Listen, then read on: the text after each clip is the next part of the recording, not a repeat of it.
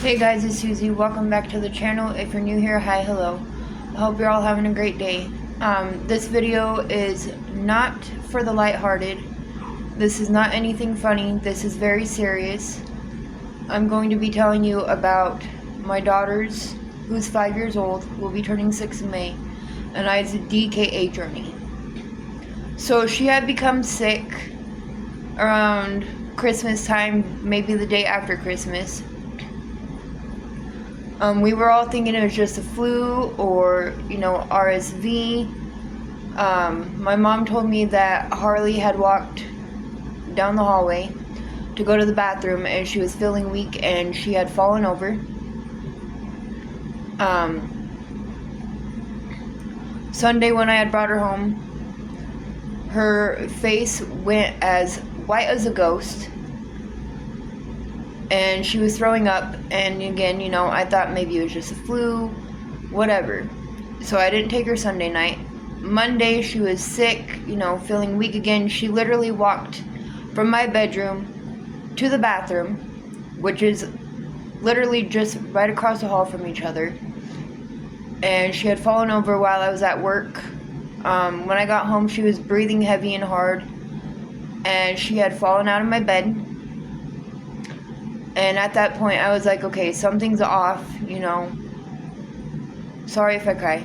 I was like, something's off. We got to take her in. So my best friend had taken the girls and I to the urgent care clinic here in town. And they turned us away because they were at full capacity.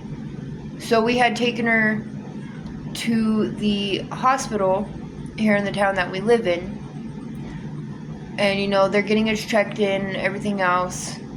They had asked me if her breath smelled fruity, and I'm like, huh? What's that have to do with anything? I was like, not that I'm aware of, And she was dazed and confused. The staff knew immediately what was going on, so the other person went back and got her room ready immediately.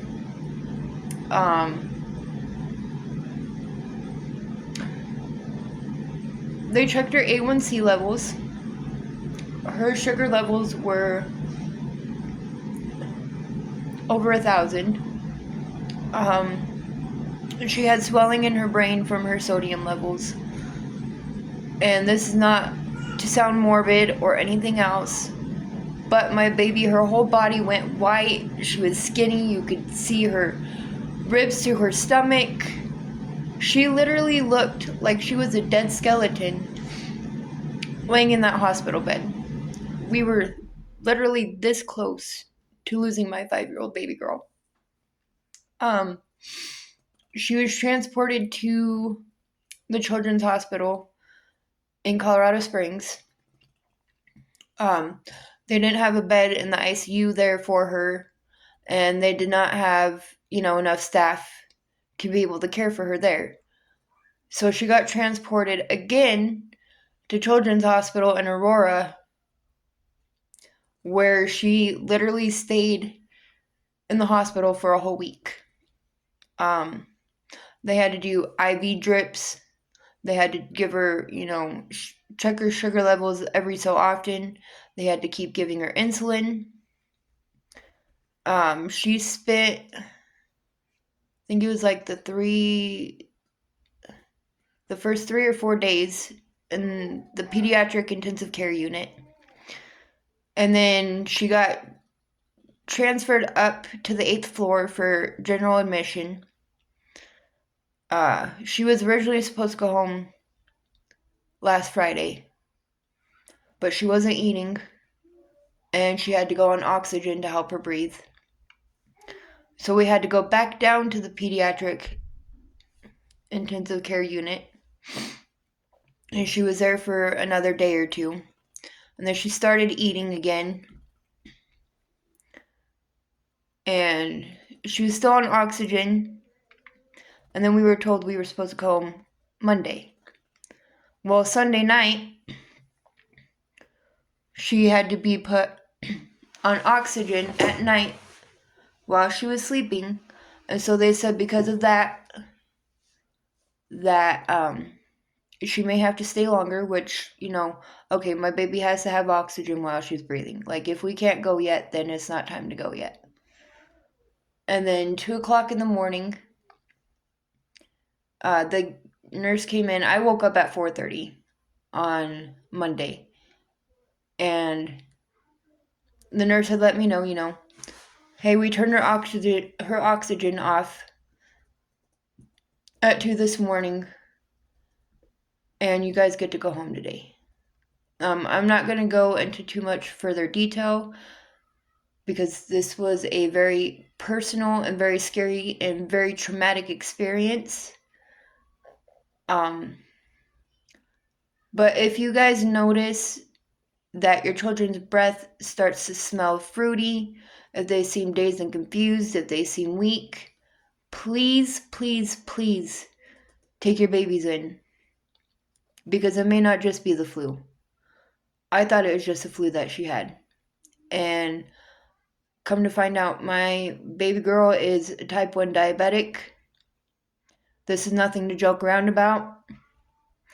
And I have learned that diabetes can mess with your nerves, your kidneys, because my baby was, dehydrated, and with your eyes. And just please, if you notice any of these signs, do not just brush it off. Do not wait forever to get them in, because this is very serious. This is nothing to joke about.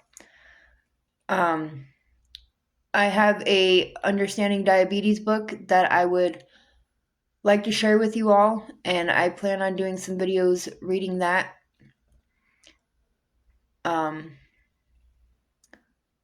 But this is how I found out that my baby is type 1 diabetic. And if things resonate while I'm reading the book, I will be like, that was her, or this was her, or that was her, what have you. But again, if you start noticing any of these signs, please do not wait to take your babies in. This is very, very, very serious. And also, if her levels get too high again, she can go back into DKA, or diabetic ketoacidosis. Or if her levels get too low, she can go into a coma or have a seizure. Like I said, this is nothing to joke about. It's very serious. But if this helps save another kid's life, or, me doing videos about this on my channel helps another family out, then I will be very grateful for that. Do not laugh at this video. It's not funny. And with that being said, thank you all for watching this video, and I will see you guys in my next one. Bye, guys.